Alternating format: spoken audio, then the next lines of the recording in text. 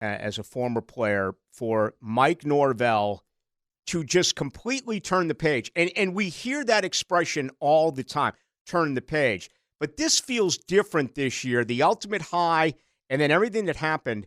How hard of a coaching job is this going to be?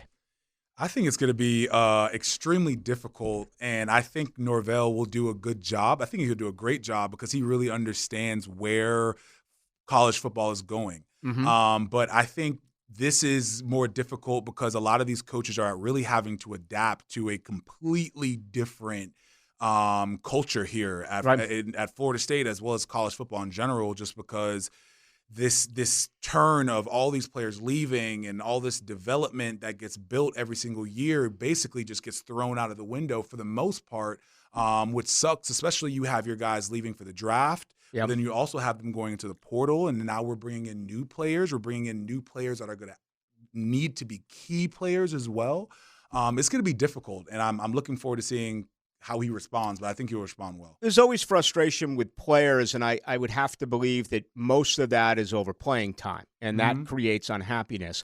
But is the main guy with Mike Norvell, and maybe this applies to some veteran leaders on the team as well, the feel sorry mode has been there at Florida State, okay? Feel sorry for these guys. They went 13-0. They lost their quarterback. They did everything they had to do, yet they became the first school ever that was left at the altar. You need to eliminate that. How, do you, if you sense that is still going on, I'm not saying that you demand that they transfer, but what about that part of, the student body? Oh, you guys were screwed. Oh, how hard is that one particular aspect to say, hey, we have 7 months until we play football again.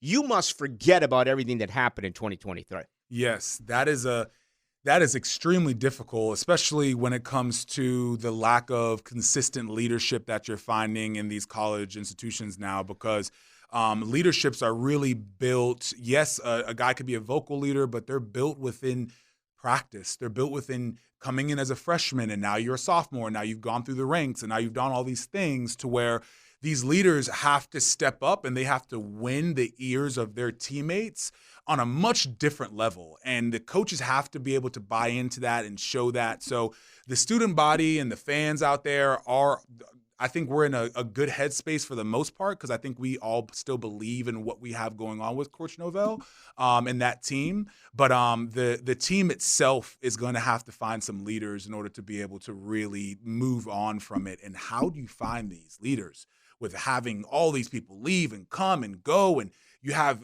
multiple players that are not only fighting for starting spots, but some of them are really being guaranteed starting spots. How do you manage all of those things? It's going to be difficult, but listen, I'm a Seminole, and I think the Noles will figure it out. Nile Lawrence-Stample won a national championship 10 years ago with Florida State on that defensive line, also played for the Cleveland Browns. It's a totally new world compared to when you played. It is. I mean, you guys had leaders. Yeah. I mean, you were a leader, but you had Telvin Smith on that defense. You had LaMarcus Joyner. Yep. Jimbo always said that those were two phenomenal defensive leaders. A little bit more on that point. Last year's leader 2 years ago was at Albany in Verse. And you bring in from Western Michigan. I can't even think of his name. Yeah. I mean, it's just one after another. How can you bring in a guy from the transfer portal, even if he's had success, and maybe that applies to DJ Uiagalelei as the quarterback, and hand him the keys and say, you're the leader of our football team? It's difficult. And that's where the Norvell, I think, really is going to be able to continue to push for this success that he's had, because he truly understands the portal. He understands what's going on. He's been dominating in the portal consistently, and he shows that. And I think that's where you're able to say, okay, if I'm bringing in someone that needs to be a key player, I need to be awake in terms of how I'm going to manage that. This is chess. And I think that he's doing a great job at playing that. So it's going to be difficult, and especially you have a quarterback that comes in is almost guaranteed playing time, or at least we want to guarantee that playing time. It's going to be the first coach that can master that transition. That's going to be the new dynasty. Yeah. Braden Fisk, Fabian Lovett, although he'd been there for a while, came over Mississippi State, Jared Verse. I mean, you just look at that entire defense. They were really transfer portal kids. All right, Mike Norvell won 19 in a row. He's had phenomenal success. He's done it with 3-star players. Yeah.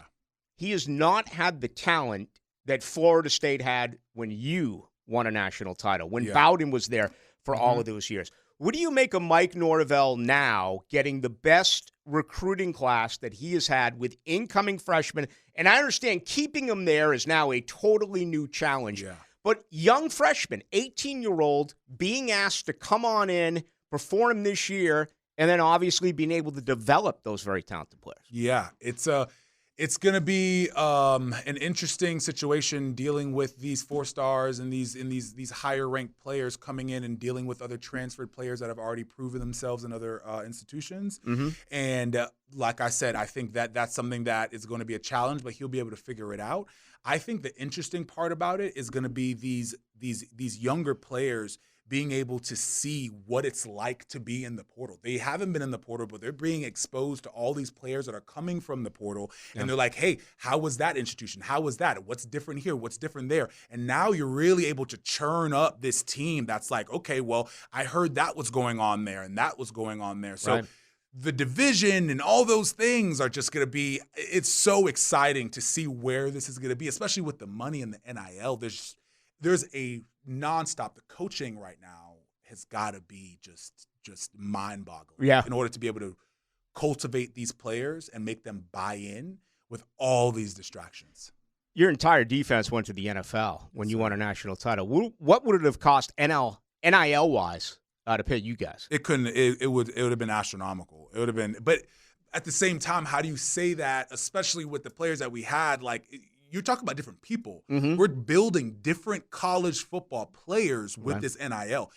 Whether it's good or bad, I don't know what that looks like, but I know that the grind and the sheer will in order to get to where we got, the NIL has something to do with that. I don't know what that looks like long term, but I know that the team that we had and the defense that we had really got it out of the mud. Seriously. So it was what you and Goldman. Who else? Timmy Jernigan. Yeah, I mean, 5 stars. Yeah. So what if you're there and you got a wage and it's a good wage? Yeah. But all of a sudden you bring in an 18-year-old 5-star. Yeah. Who's never played, and you guys have had start after start, tackle after tackle, game after game. You're getting a wage. You're getting a cool wage.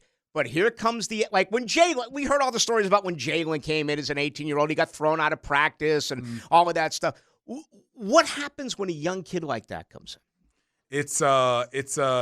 It's something that we're going to see probably more and more often because that's where the division comes into the actual locker room. Yeah. You have these players that come in, and if they have some chip on their shoulder and it's not respected or it's not reflected by the upperclassmen or those players that have really been there and been established there, it's really not going to go over well. Right. So watching that is going to be interesting, but also at the same time, as these players come in and the NIL becomes more of a regular thing, it's going to become more like the NFL, and it's going to become more politics and more, this player has to play, or this is going on in terms of how they're getting paid. So it's going to be just continuing to roll with these punches, and we're going to see something completely different with college football. And it's going to be every single year we are going to see teams have to rebuild. And there's not 3 years. It's not 4 years. It's every single year. How can we keep our players, and how can we get other players from other teams? It's going to be it's really, really intriguing, but it's also extremely scary as well. I mean, you guys were so good, but I look at a guy like Jalen. Were there ever stories like this incoming freshman guaranteed a starting job back when you played? No, absolutely not. Yeah. No. I wouldn't think so. No. Because then again, but it was a different animal. Yeah. You guys not only won a national title, but recruiting-wise were top 5 every year. You were top 2 a couple of years. The Atlantic Coast Conference, they have screwed everything up. And this is an ugly legal war now between Florida State and the ACC to get out of their grant of rights, which goes through the year 2036. Obviously, you and I are not lawyers, but just on the surface, where do you believe Florida State should be as early as 2025? I would say the ACC has really put us in a tough bind, because I think that, unfortunately, we should not be in the ACC coming that time, because there's 1,000 reasons on why we should be leaving the ACC, but there's one perspective, and it's really the one that I hold truest to my heart.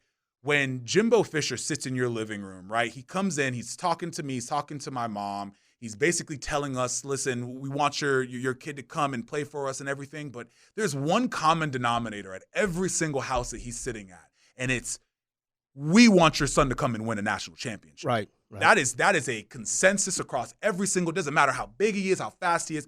We want your son to come and help us win a national championship, because national championships create opportunity, they create money, they create winning, they create more publicity, it creates everything, and that's what the coaches are there for. So when there's a conference that creates an issue with that validity and that consistency and that opportunity, it is very difficult for a Norvell to go into a living room and say, hey, listen, I want your son to come here and win a national championship.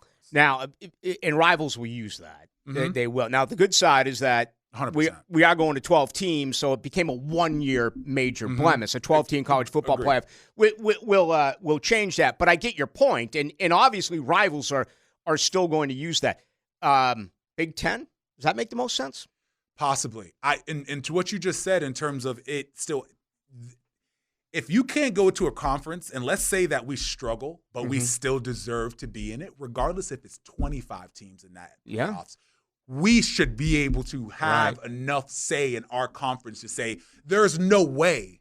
I know they may have lost 2 games or whatever the case may be, but so if we're ever on the cusp of that and we can't feel like that conference is going to allow us to get into that point, it's still an issue. But Big Ten might make the most sense. Yeah, it might. And I think it'll be interesting. I mean, the SEC does not need Florida State. I think the question the SEC has to ask themselves, can we allow the Big Ten to come in here agreed. and take out Florida State? Agreed. So that's going to be pretty interesting.